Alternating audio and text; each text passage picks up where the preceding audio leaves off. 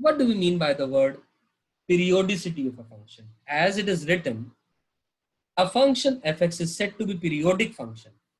किसी फंक्शन को पीरियोडिक तब कहा जाता है अगर f of x plus t is equal to fx. fx plus t is equal to fx for all the x lying in the domain of the function f, and t is a positive constant which is independent of x, and t is the smallest possible value of t, then it is called as the fundamental period. ये बहुत सारी बातें एक साथ कर ली, एक एक करके इनका जिक्र करते हैं और समझते हैं. हमने कहा ऐसा फंक्शन को पीरियोडिक फंक्शन कहा जाता है अगर वो f of x plus t is equal to fx के रिलेशन को होल्ड ट्रू कर रहा है. किस x के लिए? हर एक x के लिए belonging to the domain of the function. For all x belonging to the domain of the function. एक बात. और जिसके अंदर में जो t है it is a positive quantity. t क्या होना चाहिए? एक पॉजिटिव क्वांटिटी होनी चाहिए. और क्या होना चाहिए? t is independent of x. t is independent of x, right? t x के independent है. And last thing, the t is the smallest possible value, smallest positive value, so that हम t को बोल सकें वो फंडामेंटल पीरियड है. आप simple lemon भाषा में ऐसे समझें, पीरियोडिक फंक्शन उस फंक्शन को कहा जाता है जो पीरियोडिकली अपनी वैल्यूज को रिपीट करता है. जो पीरियोडिकली अपनी वैल्यूज को रिपीट करता है. रिपीट करता, मैं लिख रहा हूं बात, repeat it's values after a certain period. After a certain period. And the smallest period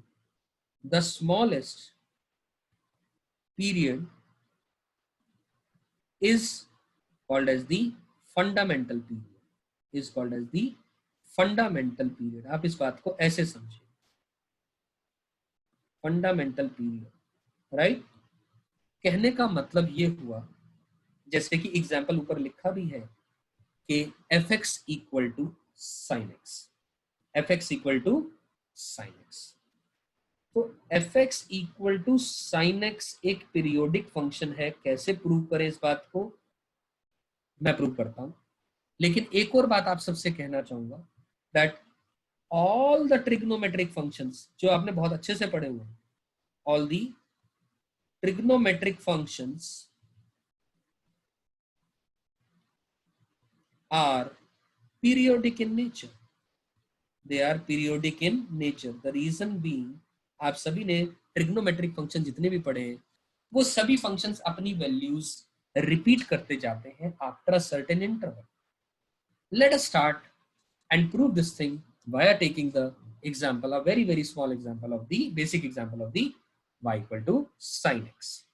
तो सबसे पहले y equal to sin x के ग्राफ को देखें. अगर हम ग्राफ को देखें हमें साफ ये बात समझ में आती है. ध्यान से देखिए. This is the manner in which the graph of the sine x moves on. ठीक, ये वैल्यू 0 आती है. This value is 0. This is pi, 2 pi, 3 pi, 4 pi. This is minus pi. This is minus का 2 पाई. सही है value. अब ध्यान से दोस्तों देखो, 0 से लेकर के 2 पाई के अंदर में जो ग्राफ है उसी का ही तो रिपीट टेलीकास्ट होता चला जा रहा है. आई एम रिपीटिंग, उसी का ही तो रिपीट टेलीकास्ट, क्योंकि ये ग्राफ एज इट इज, फिर कट कॉपी पेस्ट यही तो चल रहा है. चाहे आगे की बात करूं या मैं पीछे की बात करूं, the graph is repeating it's value with the same nature, in the same manner as it is doing so in the interval 0 to 2 pi, right? So, और ठीक है, 2 पाई के बाद ये वैल्यू रिपीट कर रहा है. लेकिन कोई बच्चा कह सकता है सर 4 पाई के बाद भी रिपीट कर रहा है वैल्यू, 6 पाई के बाद भी रिपीट कर रहा है. लेकिन out of these values etcetera, इनको भी लिख दिया, out of these value this is the smallest positive value after which the function is repeating all of its values. So as a result, this is called as this is the smallest positive value. So this becomes the fundamental period.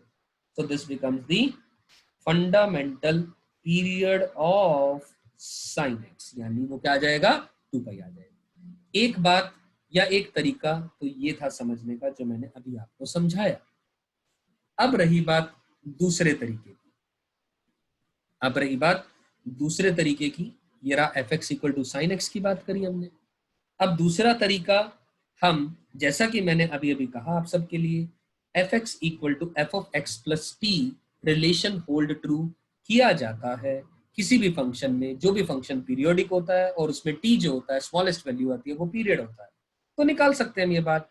Late us say sine of x equal to sine of x plus t हमने लगाया, considering ये periodic है और f x equal to f of x plus t relation को hold true करेगा।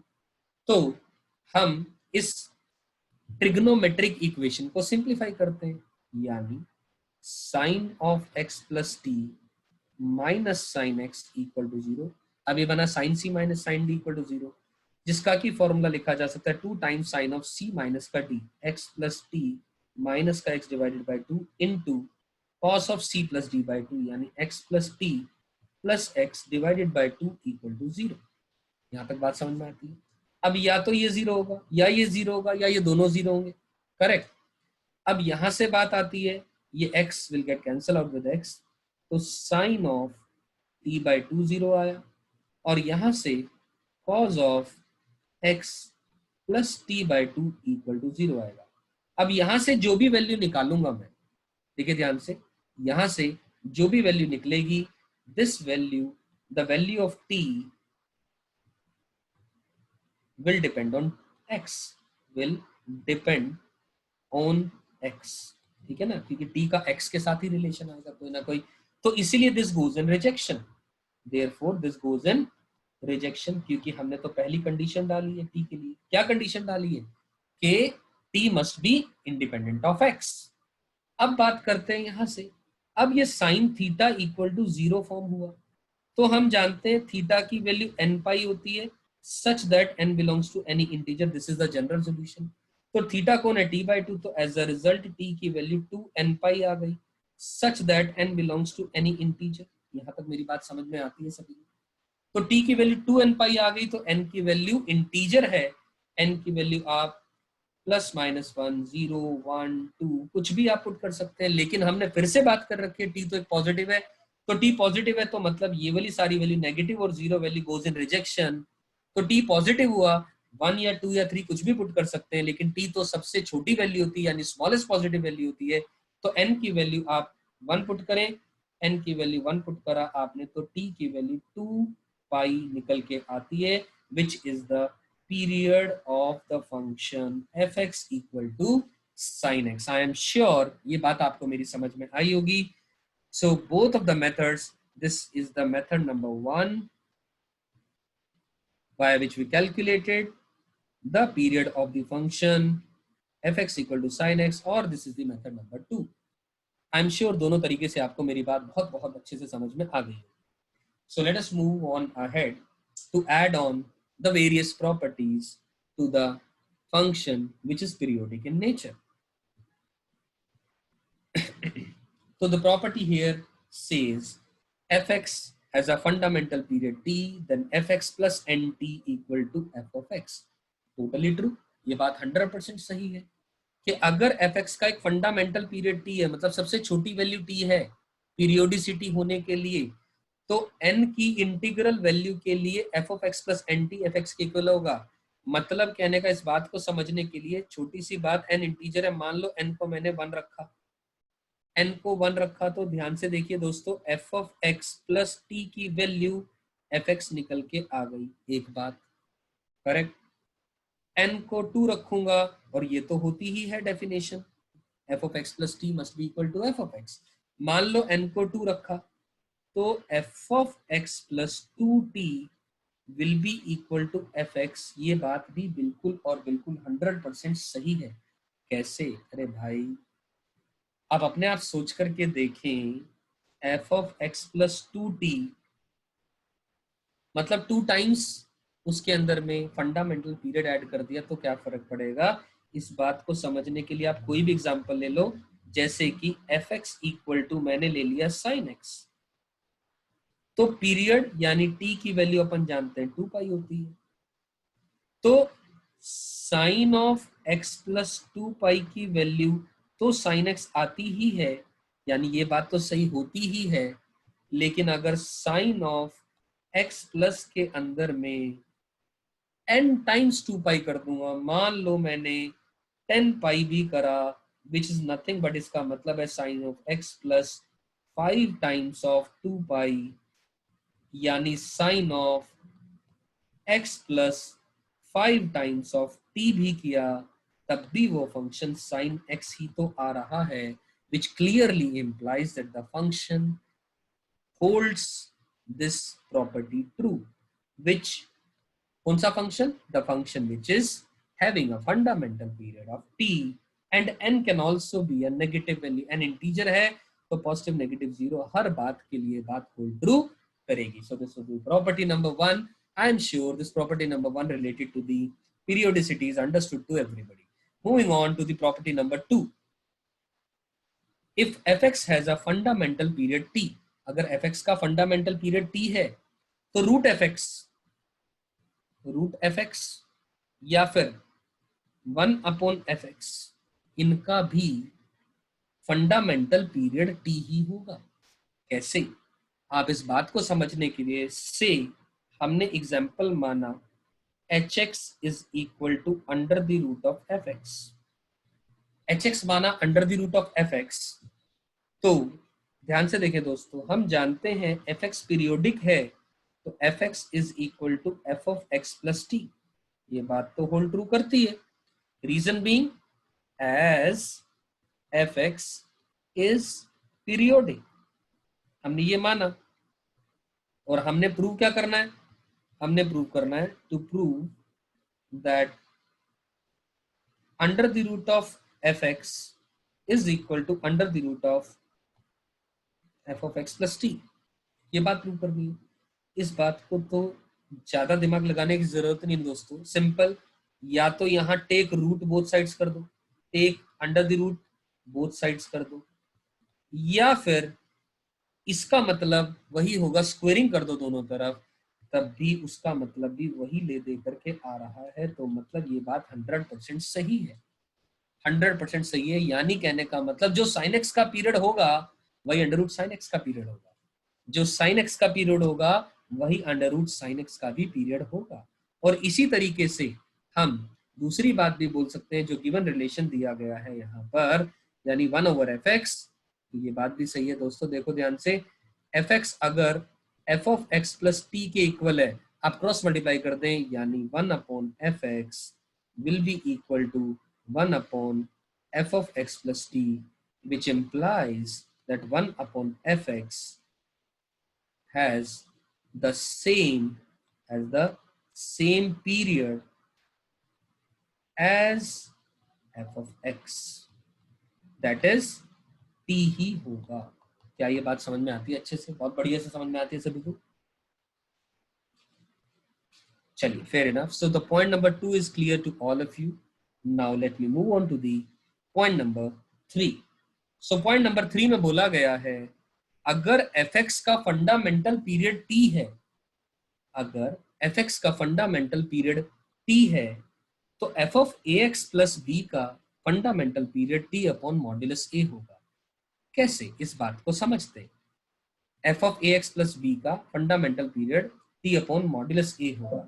तो इस बात को आप ऐसे समझे डियर फ्रेंड्स, देखो जरा ध्यान से, just give me a minute, कि हमने कहा fx का जो पीरियड है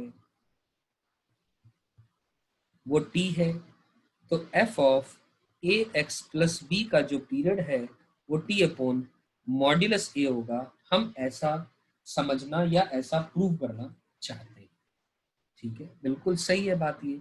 इसका तो बहुत बहुत सिंपल एग्जांपल दोबारा आप ले सकते हैं। एग्जांपल कौन सा, fx is equal to sine x, simple sine x का एग्जांपल लिया। sin x का एग्जांपल लिया और लेट अस से मैं b की वैल्यू 0 रखता हूं, वरना शिफ्टिंग ऑफ ओरिजिन आ जाएगा। b could be anything, b could be anything, बस यहां पर ध्यान रहे कि a 0 नहीं होना चाहिए, क्योंकि a 0 डिनोमिनेटर में तो आएगा नहीं, ठीक। और से a की वैल्यू मैंने 1 रख ली आपको समझाने के, ठीक है। तो ध्यान से देखिए दोस्तों, ये एग्जांपल से भी समझा जा सकता है, वरना उस रिजल्ट से भी ये बात समझ में आ जाएगी कि f x is equal to f of x plus t, इससे भी समझ में आ जाएगी बात, ये कोई भी इसमें परेशानी नहीं आएगी। मेरी बात समझ में आ रही है? तो मैं कहना चाह रहा हूं, मान लो ए को मैंने 1 की बजाय लेटर से मैंने ए को मैंने 2 ले लिया, ठीक। तो यानी जो नया फंक्शन आया, नया फंक्शन यानी एफ डैश एक्स, उसकी वैल्यू आ गई साइन ऑफ 2x, ठीक है, यानी इसकी बात कर रहा हूं, ठीक। ए की जगह 2 रख दिया मैंने, तो फंक्शन आ गया साइन 2x। तो साइन 2x का ग्राफ भी हमने सीखा। अब इस तरीके से जाना चाहते हैं तब भी आंसर हमारे पास 2π/2 आएगा निकल के, यानी पाई आएगा। आप ये ट्राई आप भले करें, खुद से कर सकते हैं, 100% यहाँ से ये बात सही आएगी। एक बात, या हम इस बात को ग्राफिकली भी देख सकते हैं। ग्राफिकली देखो जरा, इस केस में स्पेसिफिक देखूं अगर मैं, तो ये बात हमेशा हर केस के लिए आपको समझ में आ जाएगी। क्या हम जानते हैं जो साइन एक्स है उसका जो ग्राफ है वो ध्यान से देखें, ये ग्राफ ये होता है,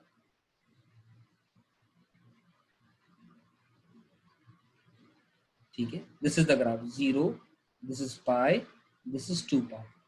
सो इस रीजन में यानी 2π इंटरवल तक जो ग्राफ आ रहा है वही रिपीट टेलीकास्ट करता है, ठीक। Now let me try to draw the graph of sin 2x। इससे आपको ग्राफ के ऊपर भी क्लियरिटी मिल जाएगी। इस तरीके से सिंपल एल्जेब्रिकल तरीके से तो आप कर ही लेंगे, आई एम श्योर आपको बात खुद से ही समझ में आ जाएगी। से पुट कर दो आप 2x को इक्वल टू थीटा, ठीक। तो बेसिकली साइन ऑफ थीटा की बात कर रहे हैं, तो साइन थीटा का ग्राफ सिंपल हमने बनाया। कैसे? जैसे ऊपर बनाया हुआ एग्जैक्टली सेम मैनर में मैंने साइन थीटा का ग्राफ बना दिया,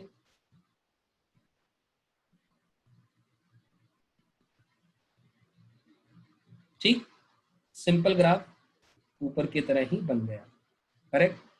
अब ये ग्राफ बना है थीटा का, ये थी एक्स एक्सिस, यहां पर ये थीटा एक्सिस है। अब जो 2x है ये थीटा की वैल्यू है, यहां पर theta is 0, theta is pi, theta is 2π, theta is 3π। You getting my point? लेकिन what is theta? Theta is 2x। So if 2x equal to pi, the x will be equal to π/2। तो अगर मैं x की values की बात करूं, ये तो 0 रहेगा, ये π/2 आएगी वैल्यू, ये वाली वैल्यू पाई आ जाएगी, ये वाली वैल्यू 3π/2 आ जाएगी। तो ध्यान से देखो दोस्तों, ये बात आपको समझ आने जानी चाहिए इस डायग्राम्स को देख करके ही, कि जो नया ग्राफ बना यानी साइन 2x का ग्राफ बन गया। अब मैंने जब x की वैल्यूज को प्लॉट कर दिया यहाँ पर, है ना, तो आपको ये क्लियर ये बात समझ में आ रही होगी। ये this point is represented by x की value π/2, this point is x की value pi, this value is x की वैल्यू 3π/2। Getting my point?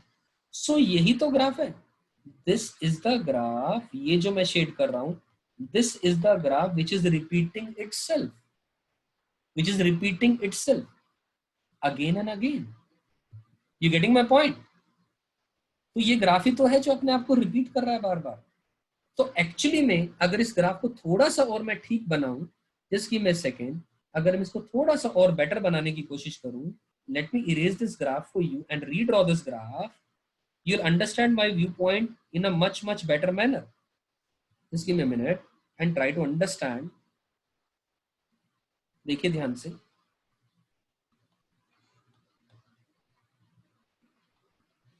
अगर मैं इस बात को देखूं कि जो x की बात करूं, अब थीटा को भूल जाइए बात, अब थीटा को भूल जाएं, ये x की वैल्यू 0 है, ये x की वैल्यू पाई है, कहीं ना कहीं जाकर के वो 2 पाई आएगा। तो एक्चुअली में जो sin x का ग्राफ था वो ऐसा था, और ये फर्दर वैल्यू इस तरीके से चली जा रही थी, कहीं ना कहीं ये वाली जो value it will be represented by 2 पाई। तो जो ग्राफ है आपका बेसिकली वो सिकुड़ गया, यानी श्रिंक हो गया, यानी ये जो ग्राफ है वो इधर की तरफ मूव कर गया। मतलब जो काम 2 पाई डिस्टेंस ट्रेवल करने में हो रहा था वो काम अब पाई में होना शुरू हो गया। तो एज अ रिजल्ट ही तो हमारा जो आंसर आया, जो पीरियड आया, पहले जो कि 2 पाई होता था, 2 पाई डिवाइडेड बाय मॉड्यूलस ऑफ 2, यानी वो पाई इंटरवल में होना शुरू हो गया। आई होप इससे बढ़िया ये बात नहीं समझ में आ सकती via the graph I constructed here. I tried my level best to show you कि जो काम पहले 2 पाई यूनिट्स में हो रहा था वो पाई यूनिट्स में हो गया, यानी रिपीट टेलीकास्ट का काम, यानी ग्राफ श्रिंक हो गया। अरे भैया अगर A1 से बड़ा हो गया, ये तो केस था A1 से बड़े होने का, तब ग्राफ श्रिंक हो गया। अगर A1 से छोटा हो जाएगा तो ग्राफ को आप खींच देंगे, ग्राफ को आप खींच देंगे। समझ में आई मेरी बात? यानी क्योंकि मान लो A की वैल्यू हाफ हो जाती है तो 2 पाई अपॉन 1/2 यानी 4 पाई हो जाएगा वो ग्राफ। जो काम पहले 2 पाई में हो रहा था इंटरवल में, वो काम 4 पाई में होना शुरू हो जाएगा। This will be the difference. Are you all able to understand what I am saying? Are you all able to understand? 100% ये ग्राफ आपको 100% ये बात समझ में आ जाएगा, एंड आई एम श्योर ये चीज तो आप खुद से ही कर लेंगे। fx equal to f of x plus t वाला फंडा। चलिए फेयर इनफ। तो इसका मतलब है, मान के चल रहा हूं आपको प्रॉपर्टी नंबर 2, प्रॉपर्टी नंबर 3 तीनों बहुत बहुत बेहतरीन तरीके से समझ में आ गई। Moving on further to the property number 4। Property number 4 देखिए, क्लियरली लिखा है every constant function is a periodic function with no fundamental period defined. बिल्कुल सही बात है ये, आप अपने आप सोच के देखें। एग्जाम्पल fx इक्वल टू 5 लिया मैंने, जो कि कांस्टेंट फंक्शन है, और इसका ग्राफ बनाना चाहा। This point is 0,0, this point is 0,5। Is this function repeating its value? Yes, this function is a constant, it will always remain the same. But क्या कोई ऐसा सबसे छोटा पॉजिटिव वैल्यू आप बता सकते हैं जिसके बाद ये फंक्शन अपनी रिपीट टेलीकास्ट कर रहा है value? Not at all, we can't find.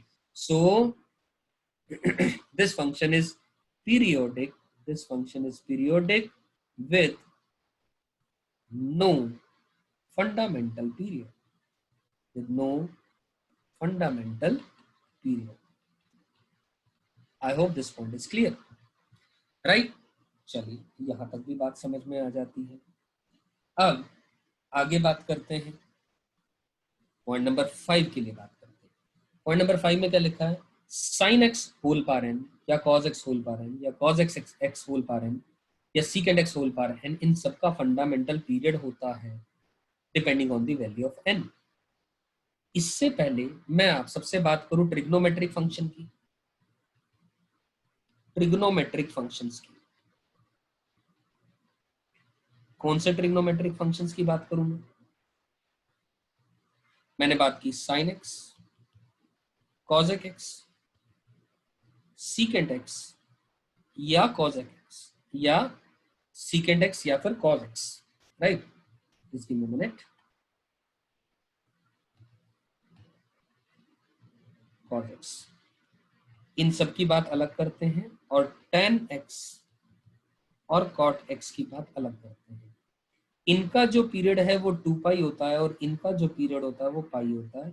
ये बात आई एम श्योर आप सभी को सारे ट्रिग्नोमेट्रिक फंक्शन के ग्राफ तो एटलीस्ट आते होंगे, तो आप अपने आप ग्राफ बना करके देखें, आपको समझ आ जाएगा कितने कितने इंटरवल के बाद आप रिपीट वैल्यू करते हैं ये। और यही तो कारण होता है ट्रिग्नोमेट्रिक इक्वेशन के अंदर में भी आप जब भी जनरल सॉल्यूशन लिखते हैं तो इस केस में 2n पाई ऐड करते हैं और इस केस में आप n पाई ऐड करते हैं, क्योंकि जनरल सॉल्यूशन का कॉन्सेप्ट वही तो है। और क्या है? Due to the periodic nature of the trigonometric functions, कि तो हम उसका जनरल सॉल्यूशन लिखते हैं। Example sin x equal to half, कितनी बार वैल्यू आती है? बहुतों बार आती है। ठीक, एक बात ये तो हुई यहां तक बात। अब हमने कहा ऊपर बात जो लिखी है पॉइंट नंबर 5 कि भैया sin x cos x secant x cos x, इन्हीं की बात कर लेते हैं पहले। इन सब की बात करें तो n अगर ऑड होगा तो पीरियड 2 पाई ही रहेगा। n अगर ऑड होगा, ये बात भी सही है, n की वैल्यू 1 ही तो है यहाँ पर, इसमें n की वैल्यू 1 ही तो है इन सब के अंदर में। n 1 है तो बिल्कुल सही है, पीरियड इसका 2 पाई है। जैसे कि sin x का ग्राफ ऑलरेडी हम जानते हैं, ये ग्राफ ऐसा होता है, सही है। लेकिन अगर हम sin स्क्वायर x की बात करें, sin स्क्वायर x की बात करें तो माय डियर फ्रेंड्स, ये जो नीचे वाला ग्राफ है वो ऊपर आ जाएगा, यानी ऐसा कुछ आ जाएगा, ऐसा कुछ आ जाएगा। तो ये 0 पाई 2 पाई, और ऐसा ना केवल sin x में cos x का बनाएंगे तो यानी जो नीचे की तरफ वैल्यू आ रही है, जो नेगेटिव वैल्यूज आ रही है वो सारी पॉजिटिव आ जाएंगी, यानी x एक्सिस का नीचे का ग्राफ वो ऊपर y एक्सिस की तरफ आ जाएगा सारा का सारा। तो एज अ रिजल्ट सभी लोग अपनी वैल्यूज 2 पाई की बजाय पाई पाई इंटरवल के बाद रिपीट करना शुरू कर देंगे। तो एज अ रिजल्ट इसका जो n जो है वो इवन होगा, तो उसका जो फंडामेंटल पीरियड हो जाएगा इन सारे फंक्शंस का, वो क्या हो जाएगा? पाई हो जाएगा। And if we talk about the point number 6, I am sure point number 5 समझ में आ गया। tan x की बात करें, ध्यान से देखो मेरी बात सुनो। मान लो मैंने tan x और cot x की बात करूं, let me take the example of tan x itself. इसी से ही cot x लगभग सेम नेचर ही है, दोनों का ग्राफ सेम नहीं है, नेचर की बात कर रहा हूं मैं, perspective to the periodic nature. ठीक, तो tan x होल की पावर n के अंदर में इफ n इक्वल टू 1 की बात करी हमें, हम जानते हैं ये ग्राफ ऐसा कुछ होता है। You getting my point? This graph is इस तरीके का कुछ होता है, यानी दिस इज माइनस का पाई by 2, this is 0, this is pi by 2। Clear है? तो पाई पाई यूनिट्स के बाद ग्राफ अपनी वैल्यू रिपीट टेलीकास्ट कर रहा है, ये बात तो सही है। लेकिन इफ आई n की वैल्यू अगर मैं 2 रख दूं, n की वैल्यू इफ अगर मैं 2 रख दूं, तो ध्यान से देखो ये बनेगा tan square x। No doubt इसकी वैल्यू कभी नेगेटिव नहीं आएगी, तो नीचे वाला रीजन जो है वो ऊपर आ जाएगा।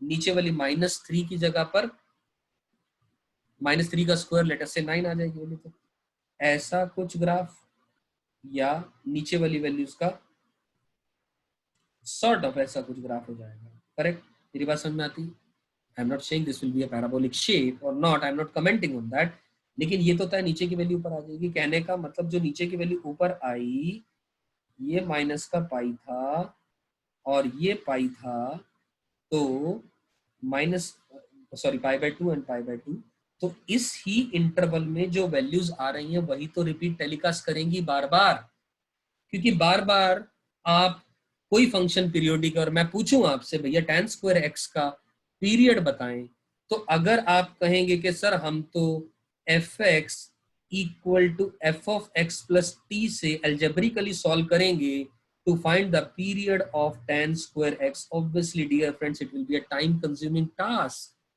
Why shall we waste our time when we know that we have a basic knowledge of the transformation of the graphs via which we can surely calculate? थोड़ा एनालिटिकली हमें ग्राफिकली चीजें समझनी पड़ेंगी कि भैया tan x का graph ये है तो tan स्क्वायर x का ग्राफ ये है, यानी पाई पाई इंटरवल के बाद वैल्यू अपने रिपीट टेलीकास्ट करेंगे, तो यानी pi becomes the period of it. यानी कहने का मतलब in case of tan power nx and cot power nx independent of n, the period will remain the same as pi itself. I am sure this point is also clear to all of you. समझ आ गई मेरी बातें? पक्का?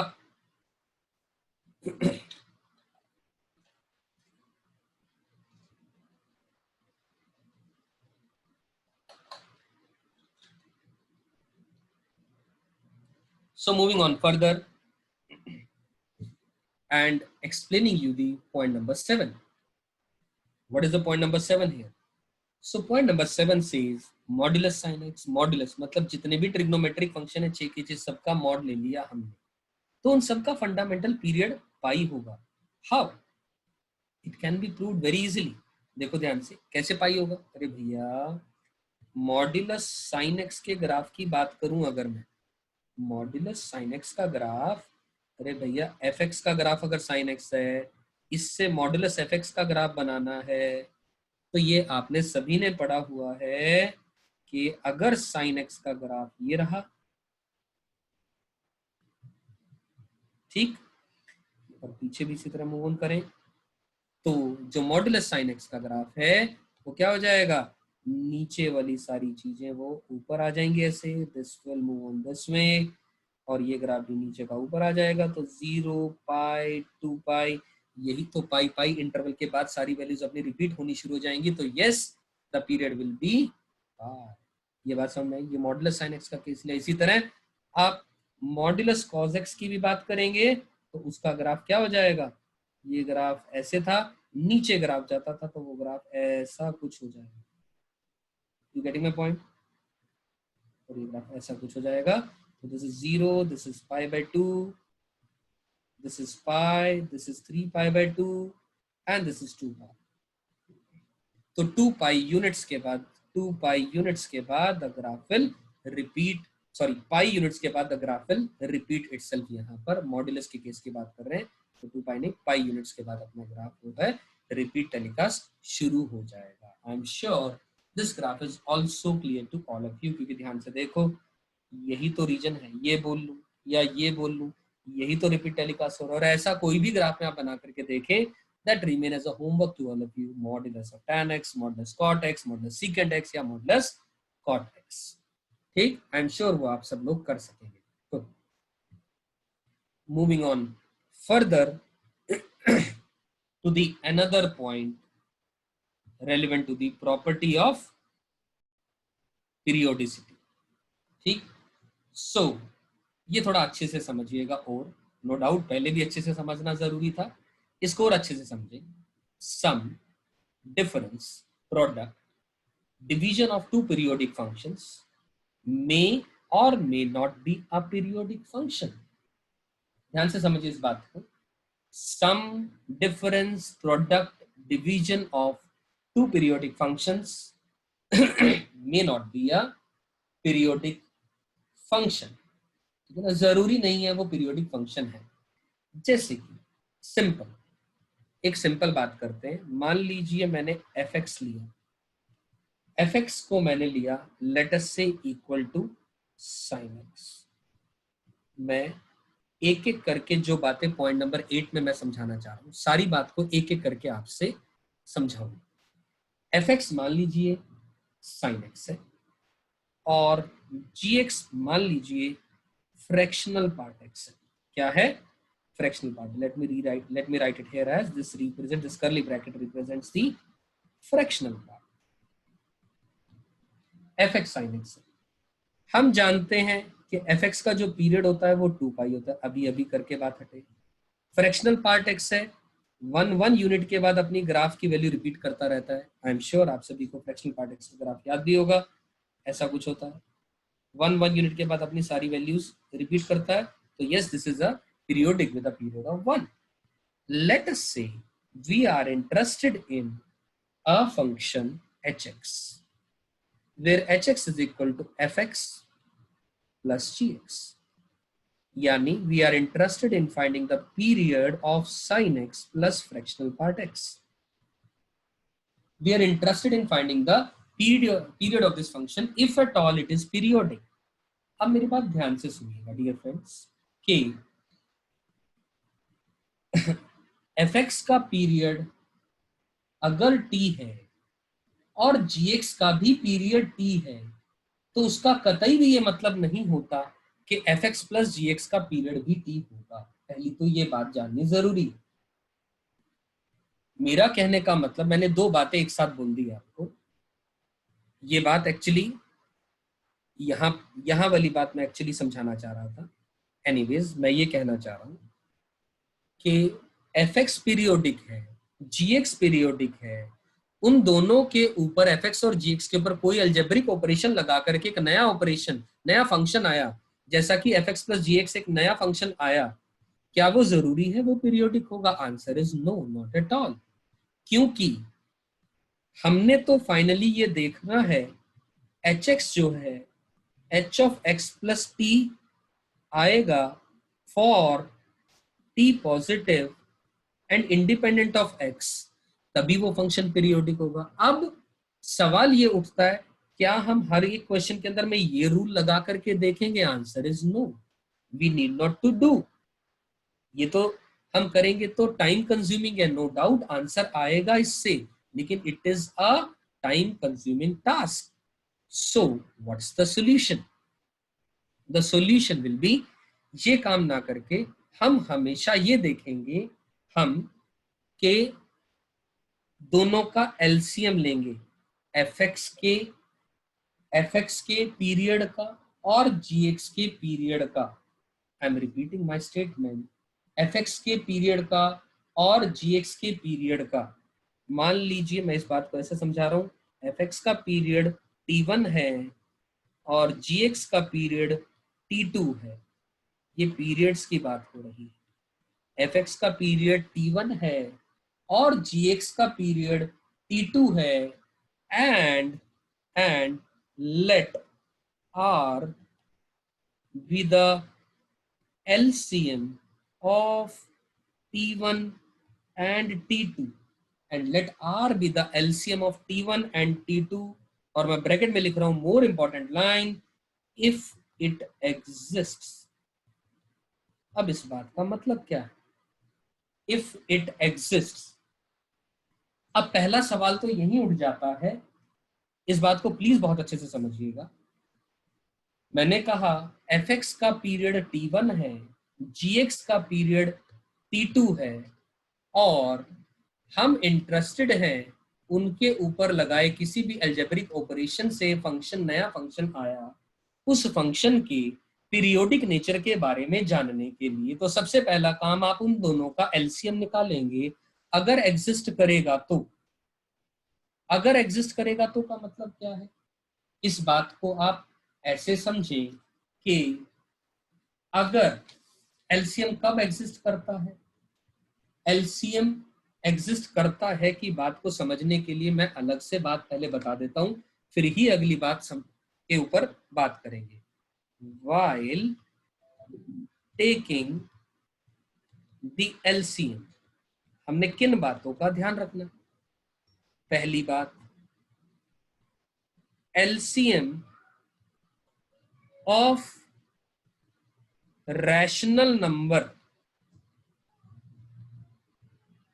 with rational number is possible.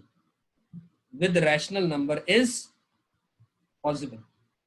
Rational number का rational number के साथ LCM लेंगे वो पॉसिबल है, और इरैशनल का इरैशनल के साथ लेंगे, इरैशनल विद इरैशनल ये भी लेंगे, it is also possible. Rational का रैशनल के साथ, इरैशनल का इरैशनल के साथ एलसीएम लेंगे, पॉसिबल है, लेकिन rational with irrational not possible. इस बात को बहुत अच्छे से समझिएगा। वैसे आप मान के चलता हूं मैं कि आपने पढ़ी होगी up till 10th 11th standard, नहीं भी पढ़ी फिर भी मैं स्क्रैच से बता रहा हूं। रैशनल का इरैशनल के साथ एलसीएम नहीं संभव होता, क्योंकि एलसीएम का मतलब होता है लीस्ट कॉमन मल्टीपल। तो रैशनल का मल्टीपल किसी नेचुरल नंबर से करेंगे तो रैशनल आएगा, और इरैशनल से करेंगे तो मतलब तभी वो लीस्ट कॉमन मल्टीपल पॉसिबल है, एल से पार्ट वो पॉसिबिलिटी नहीं है। और रैशनल का रैशनल के साथ पॉसिबल का मतलब है, एग्जाम्पल के तौर पे रैशनल नंबर मान लो मैंने क्या ले लिया, 2 ले लिया और 3 ले लिया, इनका एलसीएम 6 आ जाएगा, सही है बात। इरैशनल का इरैशनल के साथ में मान लो पाई लिया और 2 पाई लिया, उनका जो एलसीएम आया वो 2 पाई आ गया, सही है बात ये। लेकिन रैशनल का इरैशनल के साथ में एग्जाम्पल के तौर पे मान लो 2 पाई का और 1 का लिया, क्योंकि पाई एक इररेशनल नंबर होता है, ये तो मालूम होना चाहिए सभी को। 2 पाई का और 1 का अगर मैं एलसीएम लूंगा तो answer will be not possible.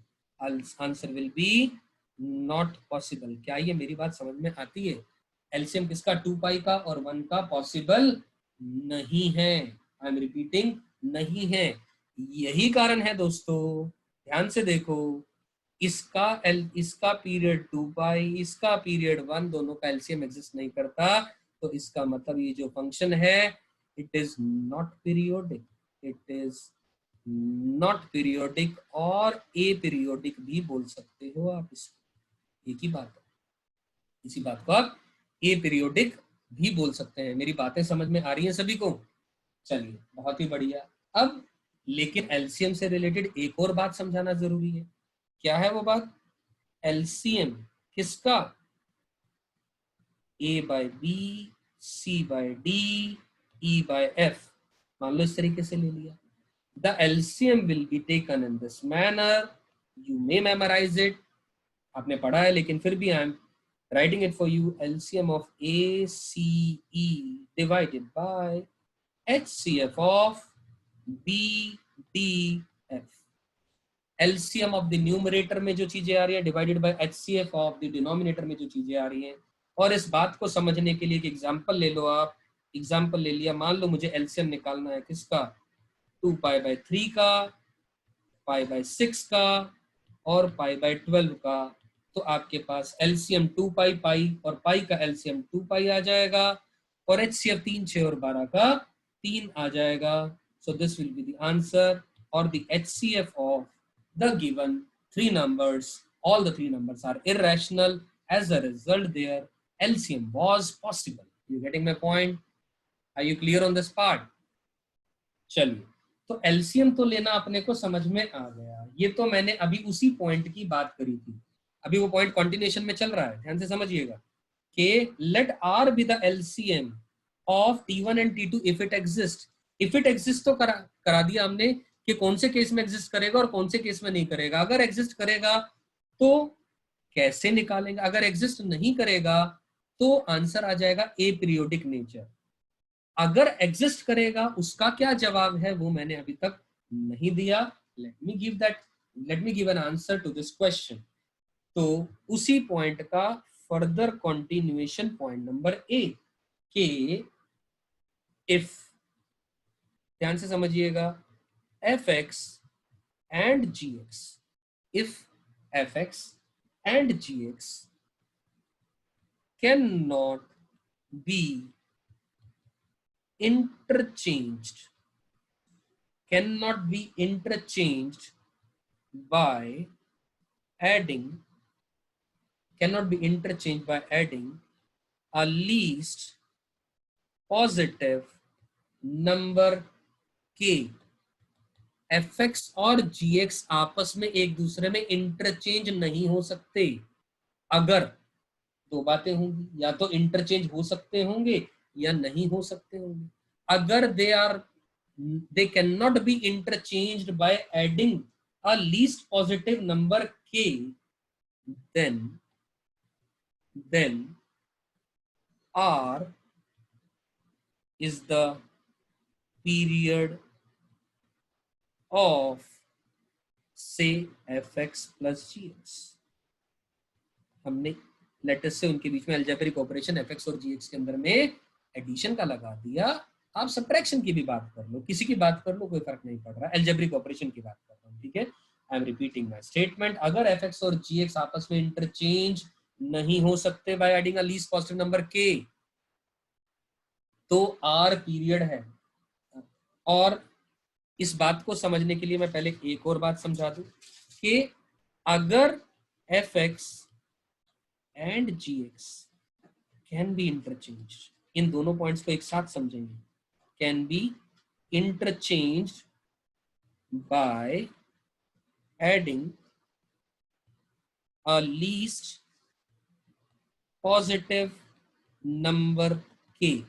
मान लो एक दूसरे में वो इंटरचेंज हो रहे हैं bye adding a least positive number k, and if, दो बातें, या तो k लेस देन r होगा के आर से छोटा आ गया, के क्या आ गया, आर से छोटा आ गया, मतलब जो हम पीरियड मान के चल रहे थे, जो आर एलसीएम है, उससे भी कोई छोटा नंबर आ गया, जिससे कि एफ एक्स जी एक्स बन गया और जी एक्स एफ एक्स बन गया, तो नेट फंक्शन तो F x plus g x same रहा। मेरी बात समझने की कोशिश करें, F x plus g x की ही बात करते हैं खाली। अगर एफ एक्स और जी एक्स एक दूसरे में इंटरचेंज हो रहे हैं कुछ छोटा नंबर ऐड करने पर, और वो नंबर उनके एलसीएम से छोटा है, तो जो के है वो पीरियड बन जाएगा। देन के is the period of F x plus gx, else r is the period, else r is the period। ये मेरी बात समझ में आई? यही तक थ्योरी है इस पे, यही बात समझनी है। इस बात को समझने के लिए एक छोटा सा एग्जांपल ले लेते हैं। मान लो, मैं यही लिख देता हूं, जस्ट गिव मी सेकेंड, एक छोटा सा एग्जांपल लेते हैं।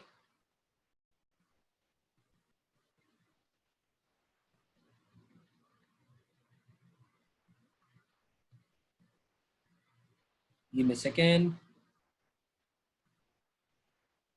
देखिए हमने क्या बात करी, एफ एक्स और जी एक्स एक दूसरे में इंटरचेंज हो रहे हैं क्या? तो एग्जांपल लो, लेटस से मैंने एफ एक्स को कहा साइन की पावर 4x, जी एक्स को कहा कॉस की पावर 4x। इसका पीरियड पाई होता है, इसका भी पीरियड पाई होता है। एलसीएम निकालें किसका, पाई और पाई का, वो कौन आया, पाई आया। इफ इट एग्जिस्ट यानी वो आर की वैल्यू आ गई। And I am interested in H x यानी F x plus g x. अब ध्यान से देखो, साइन कोस में और कॉस साइन में बदलने के लिए हमें पता है, दिमाग नहीं लगाना है, क्या एडिशन करना है अगर किसी नंबर का, तो odd integral multiple of pi pi by 2 add करना है। Odd integral multiple of pi by 2, क्योंकि इसमें कोई रॉकेट साइंस नहीं है जो मैं बोल रहा हूँ। साइन को कॉस में और कॉस को साइन में, साइन कन्वेंशन को भूल जाओ। कन्वर्ट करने के लिए पाई बाय 2 या 3 पाई बाय 2 का एडिशन सब्ट्रैक्शन करना पड़ेगा, यानी odd integral multiple of pi by 2। लेकिन हम पाई से छोटा नंबर ढूंढ रहे हैं, तो वो पाई बाय 2 हुआ। हमने पाई बाय 2 ऐड करा, ऐड पाई बाय 2 करा अगर, तो साइन की power 4 of x plus pi by 2 बन जाएगा कॉस की पावर 4x, और कॉस की पावर 4 ऑफ एक्स प्लस का पाई बाय 2 बन जाएगा साइन की पावर 4 ऑफ एक्स। समझ में आती है बात? ये यानी इंटरचेंजेबल है। इंटरचेंजेबल है तो मतलब के की वैल्यू क्या आ गई, पाई बाय 2 आ गई, और पाई बाय 2 क्या आ गया, पाई से छोटा आ गया, तो therefore pi by 2 is the period. Pi by 2 क्या बन गया, पीरियड बन गया। किसका, f x plus g x का पीरियड पाई बाय 2 बन गया। That's the answer to this question and answer to my last point which I raised, if k is the period, कब हो जाएगा, जब के आर से छोटा हो जाएगा। और अगर के आर से छोटा नहीं है भैया, तो आर ही पीरियड हो जाएगा, क्योंकि सबसे छोटी वैल्यू फंडामेंटल पीरियड कहलाती है। ये बात सेल्फ एक्सप्लेनेटरी है। और ऊपर वाली बात, अगर वो आपस में इंटरचेंज नहीं हो सकते तो आर ही पीरियड रहेगा। आर ही पीरियड रहेगा का मतलब क्या है, इंटरचेंज नहीं हो सकते का मतलब, जैसे कि ए पार्ट को समझने के लिए एफ एक्स का एग्जाम्पल लें आप, मॉड्यूलस साइन एक्स। ठीक, मॉड्यूलस साइन एक्स में, चलो एक एग्जाम्पल लेता हूं आपको, और जी एक्स का एग्जाम्पल लेता हूं मॉड्यूलस कॉज एक्स। ठीक है, मान लो मैं एक मिसलेनियस एग्जांपल की बात कर रहा हूँ, not relevant only to the A, अपने आप आपको मेरी बात समझ में आ जाएगी कि मॉड साइन एक्स के अंदर में मॉड कॉस ऐड करेंगे, इसका पीरियड पाई है, इसका भी पीरियड पाई है, एलसीएम की बात करूंगा वो भी पाई है, यानी आर की वैल्यू है। ठीक, पाई बाय 2 ऐड करने पर, ऐड करूं अगर पाई बाय 2, तो इंटरचेंज हो रहे हैं, हाँ या ना, यस इंटरचेंज हो रहे हैं, यस। और पाई बाय 2 पाई से छोटा है, तो यस पाई बाय 2 पीरियड हो जाएगा, पाई बाय 2 इज द पीरियड। ये बात तो क्लियर हो गई, यहां तक तो समझ में आती है। लेकिन अगर मैं gx को माइनस का मॉड्यूलस कॉस एक्स ले लेता, या यूं कहूं hx एक नया फंक्शन लिया मॉड्यूलस साइन एक्स माइनस का मॉड्यूलस ऑफ कॉस एक्स, ठीक, तो आप ध्यान से देखें कि पाई बाय साइन में ऐड कर रहा हूं तो वो कॉस बन जाएगा, कॉस में ऐड कर रहा हूं साइन बन जाएगा, लेकिन हमारा जो फंक्शन है वो एफ एक्स कौन था, वो साइन एक्स था मॉड्यूलस, और जी एक्स कौन था, माइनस का मॉड्यूलस कॉस, जैसे क्या वो इंटरचेंज हो रहे हैं? Not at all. Mod sine x में पाई बाय 2 ऐड कर रहा हूं, एक्स में एक्स प्लस पाई बाय 2 कर रहा हूं तो मॉड कॉस एक्स बन रहा है, और माइनस मॉड कॉस एक्स के अंदर में क्या चीज आ रही है,